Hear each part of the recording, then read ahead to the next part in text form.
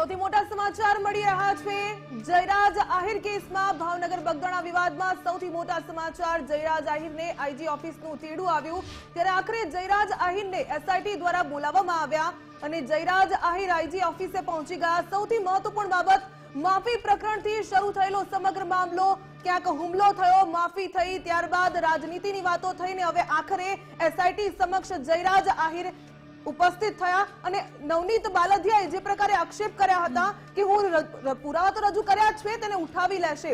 વિકાસ મકવાણા સહયોગી આપણી સાથે જોડાયા છે। વિકાસ, નવનીત બાલદિયા કેસ શરૂઆતથી લઈને આપ જોતા આવ્યા છો અને આપે ઘણી વખત નવનીત બાલદિયા સાથે પણ વાત કરી, જયરાજ આહિર સાથે પણ વાતચીત કરી છે કે સમગ્ર પ્રકરણમાં માફી પ્રકરણ હતું, ક્યાંક ને ક્યાંક હુમલો થયો અને ત્યારબાદ સમાજ ભેગું થયું અને હવે આખરે મુખ્ય આરોપી તરીકે જયરાજ આહિર જ છે। કેટલાક લોકો એને બચાવી રહ્યા હતા, એસઆઈટીની રચના કરવામાં આવી અને આખરે એસઆઈટી સમક્ષ જયરાજ આહિર ઉપસ્થિત થયા। બિલકુલ, અત્યાર સુધીના મોટા સમાચાર છે। 16 દિવસ બાદ એસઆઈટીએ તપાસ હાથમાં લીધી। એના 16મા દિવસે રેન્જ આઈજીની કચેરીએ પહોંચી ગયા છે જયરાજ આહિર, જે કોળી સમાજ અને નવનીત બાલદિયાના જે તેમના સમર્થકો છે, નવનીત બાલદિયા પોતે એ જે ડિમાન્ડ કરી રહ્યા હતા અને ગુજરાત ફર્સ્ટે પણ કહ્યું હતું કે તપાસ તો થવી જરૂરી છે, તમે જે પણ નિર્દોષ હોય કે દોષિત હોય પહેલા તપાસ તો કરો અને એ જ તપાસનો દોર ચાલુ થઈ ગયો છે।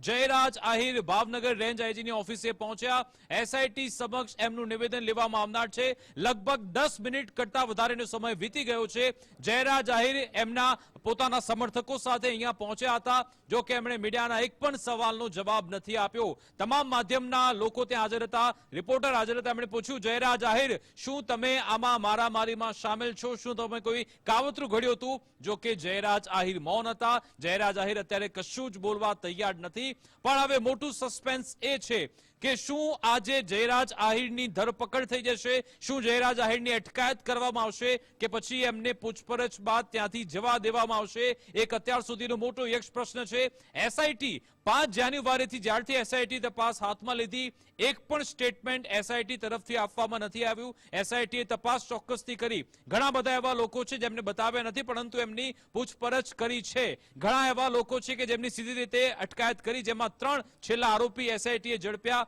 આજના દિવસમાં જ 2 એવા લોકો કે જેમાં એ રામભાઈ કરીને વ્યક્તિ હોય કે એક સોની કરીને વ્યક્તિ, આ બંનેની પૂછપરછ બાદ અચાનક સમન્સ નીકળે છે જયરાજ આહિર માટે। અને તમે ટાઈમિંગ જો, જયરાજ આહિર પણ ટાઈમસર 5 વાગે રેન્જ આઈજીની કચેરીમાં હાજર થઈ ગયા, ઓફિસમાં ત્યાં પહોંચી પણ ગયા છે અને હવે એમની પૂછપરછ ત્યાં શરૂ થઈ ગઈ છે। સૌથી પહેલો સવાલ એમના માટે એ જ હશે કે શું તમે નવનીત બાલદિયાને તેને ધમકી આપી હતી અથવા તો તમે કાવતરું ઘડ્યું છે? ગુજરાત ફર્સ્ટે ડે 1 જ્યારે આરોપ લગાવવામાં આવ્યો, ગુજરાત ફર્સ્ટે પણ જયરાજ આહિરને આપણે આપણા કાર્યક્રમમાં બેસાડ્યા હતા, ત્યારે જયરાજ આહિરે એમ કહ્યું હતું કે હું નવનીતભાઈને ઓળખતો નથી, મારે નવનીતભાઈ સાથે કંઈ લેવા દેવા નથી, પણ જો હવે આમાં કનેક્શન બહાર આવશે તો જો એ જાણતા હશે, જો એમણે કાવતરું કર્યું છે તો ખોટા પડશે, કારણ કે ઓન ધ રેકોર્ડ એમના બધા વિડીયો છે જેમાં જયરાજ આહિર એમ કહે છે કે હું નવનીત બાલદિયાને ઓળખતો નથી, ના મારે એમની સાથે કંઈ લેવા દેવા છે।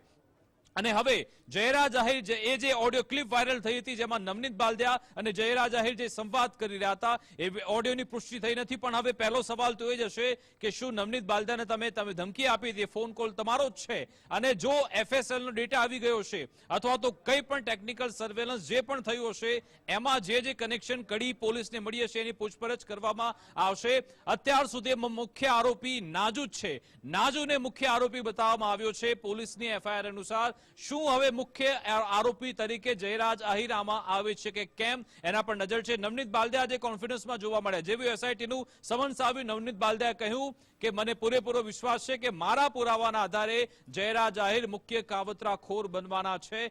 પણ હવે નજર છે એસઆઈટી એમને શું પૂછે છે જયરાજ આહિરના પોતાના। શું કદાચ એવું પણ બને કે એસઆઈટી તમામ પુરાવા લઈને બેઠી હોય, તમામ કડી જોડીને બેઠી હોય, ફક્ત જાણવા માંગતી હોય કે જયરાજ આહિર આમાં શું કહે છે, જયરાજ આહિર આમાં કંઈક ખોટું બોલે તો એમની શું અટકાયત કે ધરપકડ થશે કે કેમ, એક મોટો સવાલ છે। એસઆઈટી હજુ સુધી કોઈ ફોડ નથી પાડ્યો, પણ જે રીતનું પ્રેશર ઉત્તરાયણ બાદ જે આવ્યું હતું એસઆઈટી પર અને જે અલ્ટિમેટમ આપવામાં આવ્યા કોળી સમાજ તરફથી, તમે જુઓ 17 તારીખનું એ અલ્ટિમેટમ હતું, ત્યારબાદ ફરી 3 દિવસનું અલ્ટિમેટમ આપ્યું અને 3 દિવસમાં તો જયરાજ આહિર એસઆઈટીની કચેરી અત્યારે ત્યાં બેઠા છે, ત્યાં એમની પૂછપરછ કરવામાં આવી રહી છે।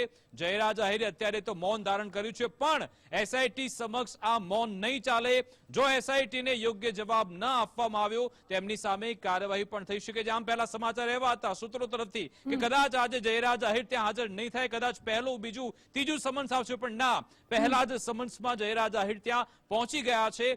હવે જેટલા પણ 2 કલાક કે 3 કલાક એમની પૂછપરછ જે પણ થાય, પણ શું પૂછપરછ બાદ એમની અટકાયત કે ધરપકડ થશે એના પર નજર છે. અને હવે તો એસઆઈટીએ પ્રેસ કોન્ફરન્સ પણ કરવી જરૂરી છે, કારણ કે આખા પ્રકરણમાં પહેલેથી લઈ છેલ્લે સુધી એ તમામ લોકો એસઆઈટી સમક્ષ હાજર થઈ ગયા છે. અત્યાર સુધીમાં એસઆઈટીએ તપાસમાં શું મેળવ્યું, કઈ દિશામાં તપાસ કરવી, એની વિગત એસઆઈટીએ આપવી જ પડશે. જોવાનું રહેશે એસઆઈટી શું કહે છે. જયરાજ આહિરની આ પૂછપરછ બાદ એસઆઈટીએ કોઈ જ ફોડ નથી પાડ્યો, પણ નવનીત બાલદિયાને એસઆઈટી સમક્ષ રજૂ કરવામાં આવ્યા, તેમની પૂછપરછ કરવામાં આવી. 3 કલાકથી વધુ સમય પૂછપરછ થઈ અને ત્યારબાદ બીજા 2 વ્યક્તિઓ, જે પ્રકારે આપે કહ્યું કે ચેતન સોની અને રામભાઈ નામના વ્યક્તિને બોલાવવામાં આવ્યા અને ત્યારબાદ તરત જ જયરાજ આહિરને સમન્સ જાય છે.